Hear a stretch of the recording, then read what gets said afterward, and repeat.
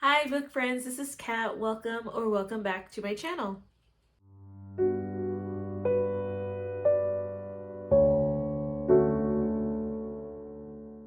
So today I am super excited because, as you have already seen, I am going to be co-hosting a read-a-thon with some lovely co-hosts. I will name them shortly, but this read-a-thon is called Once Upon a Faebruary, and I am so excited because this is all about fairy tale retellings, and I've been really wanting to read more of them. There are a couple of series that have piqued my interest, and so let me go ahead and go over some of the logistic parts before we see the prompts.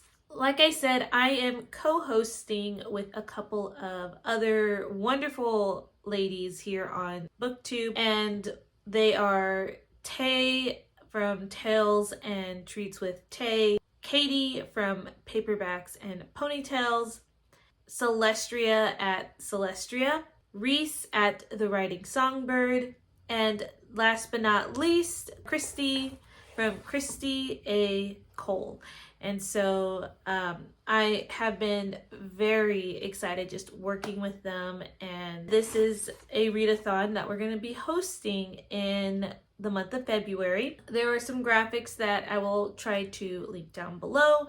I know a couple of the other co-hosts will have this as well in their announcement videos. For this read-a-thon, we have 12 prompts. Now, in these 12 prompts, you do not have to have separate books per prompt. You can double up, triple up, quadruple up, however many you want. If you find one book to complete all of the prompts, go for it. So in addition to that, we do ask that at least one of the books that you do use for this read-a-thon for it to be a fairy tale retelling, and any book after that, it doesn't have to be a fairy tale retelling. So when you do the prompts, we have a little interactive element to this read-a-thon. So there are different levels. So there's 3 levels in this read-a-thon that basically pertain to the amount of prompts that you've completed. If you complete one prompt in this read-a-thon, you enter the level of Pixie. If you complete 7 of the prompts, then you enter the level of Princess or Prince. If you complete all 12 prompts, then you have that level of Godmother or Godfather. So again, these are based off of prompts, not number of books. So you can use one book to complete up to 12 prompts, and you still could be fairy godmother / godfather status, if that makes sense. So that's our little fun element. And when you do complete your prompts at the end of the month, we do ask that you use our special hashtag, which is hashtag Once Upon a Faebruary, and you can tag either myself or any of these co-hosts. And if you have the Instagram, I know for me personally, Instagram is the easiest way for me to see that. So I will try to link mine down below. But I think Taylor has different ways you can communicate with her. So if Instagram is something you don't have, then I would recommend you see Taylor's post, and I will have her stuff down below. In addition to this read-a-thon, we're also going to be hosting sprints. So stay tuned for that. We'll try to put it online when we are going live. I believe that we'll at least have 2 separate sprints happening throughout the month. Do check that out. Yeah, it'll be a lot of fun, and we're excited. So I hope that's everything, and if I forget anything, I will put it down below, either on the screen or in the description box. There are the prompts, and I'm going to go through each prompt, and I will give you recommendations on this video. Here's my disclaimer. I haven't read a lot of retellings, at least I don't feel like I read a lot of retellings, but I do have a list of books that I can recommend, and then some I will let you know that I have not read but I'm very interested in reading. But I will let you know which ones that I personally have read. And yeah. So now here's the part of the video where you are probably waiting for. So let's go ahead and look through the first prompt. I'm going to go from left to right, the first row, and then go down, and that's the order I'm going to do. The first one is Red Rose to read a book with red on the cover. So one book that I would recommend that I personally have read is Heart of Red, Blood of Blue by Rebecca Billington. This is kind of like a Beauty and the Beast retelling, but does have, as you can see, red on the cover. I have listened to this on audiobook. I would recommend that. It does have some darker themes in there, but I really enjoyed it. Okay, number 2 says Fairy Godmother, a gender flipped retelling. So basically, like, this prompt is saying, in the case of Cinderella, you have Prince Charming and you have Cinderella. Well, a gender flipped retelling, Cinderella is the Princess Charming, I guess, and the guy is the commoner, if that makes sense. So you just kind of flip the roles around.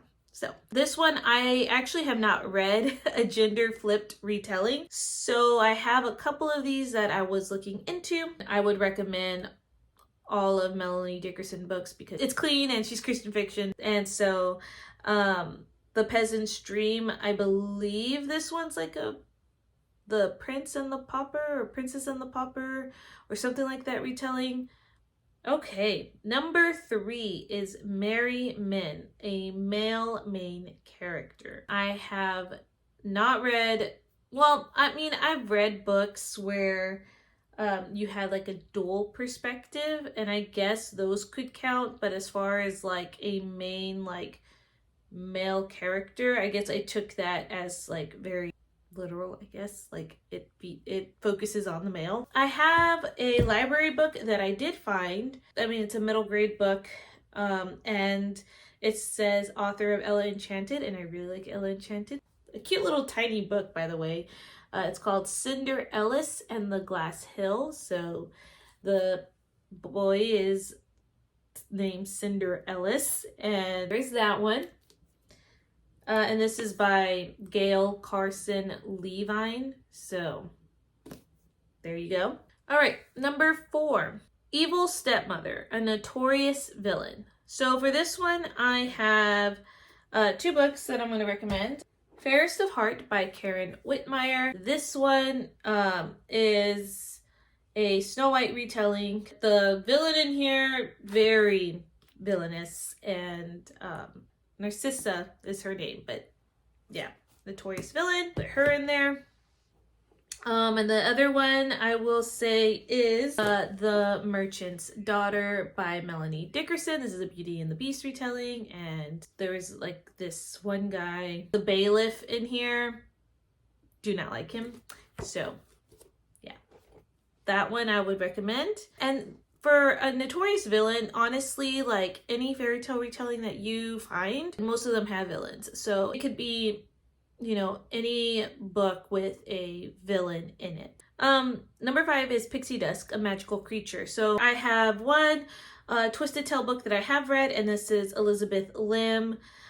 So this is Love, and this is a Cinderella Twisted Tale, and there is a fairy godmother in there, and there's some, they talk about some magical creatures. Another one I would recommend would be Dust by Kara Swanson. I mean, Claire has like this ability, and you know very well that at the beginning that she does have some magic in her veins, so I would say she is magical. So I would say that counts. Number 6, Midnight. Last to read a book. This is going to be based off of like what you feel like you're the last one to read. So for me, I feel like I'm the last to read a Melanie, I think it's Cellier book. Cellier. Haven't read any of her books. So I feel like for me, any one of the books that I pick from her would count for this prompt. The next one is Bluebeard Lesser Known Retelling. So I personally haven't read a lesser known retelling book because most of the books I gravitate towards that were fairy tale retellings are fairy tales that I'm familiar with. So I'm going to just put up a Melanie Dickerson book right here called The Piper's Pursuit, because this is talking about the Pied Piper, and I don't really know that retelling well, so that one I would be interested in. Another one is like the Snow Queen retelling. The closest thing I've gotten to that was Frozen, if that counts. So number 8 is Wolf, animal integral to the plot. It's important to the plot. That's what I'm going to say. This one, I haven't read anything that I felt that the animal was very important. I would say The Healer's Apprentice by Melanie Dickerson. Now, there are animals in here and they do play a part. Let's just say that there is a scene in here where the animal was important to the story. But as far as like the whole story, I don't think so. But like, I feel like that could count, like that one instance, because it was important. I would say that one. The next one would be musical voice book that incorporates music and singing. So might as well also mention this one, The Maid of Ballymaccool by Jennifer Dybel.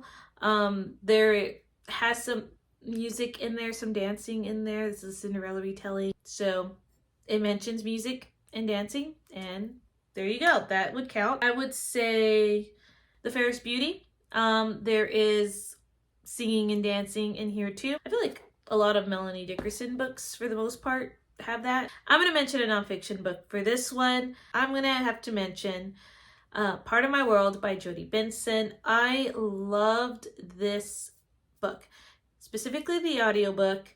The audiobook has her voice. She's the original Little Mermaid voice, and I love it. And she mentions other women who voiced other princesses in her book, but just her story, her testimony is just really great. Like, she talks about her faith, and I feel like this would enhance the Read-A-Thon, honestly, personally, because we are talking about retellings and fairy tales, and I mean, I just feel like her book's just perfect. I mean, that's just my personal thought. I will put that out there, that this could count for this prompt if you are deciding to not read all retellings and you want to mix it up a little bit. Here's a great nonfiction. Next one, almost done. Long Locks, Girl with Long Hair. Honestly, any of these stories I mentioned or books I've shown you.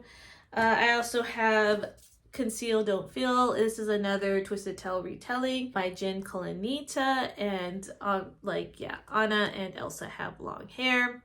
I really enjoyed that book. I would say any of Melanie Dickerson books, again, some of them that I've already shown you. Anything past like The Shoulders, I feel like would count. Next one is Snow Queen on a Quest. So this one, I thought Conceal Don't Feel, that's part of a quest as well.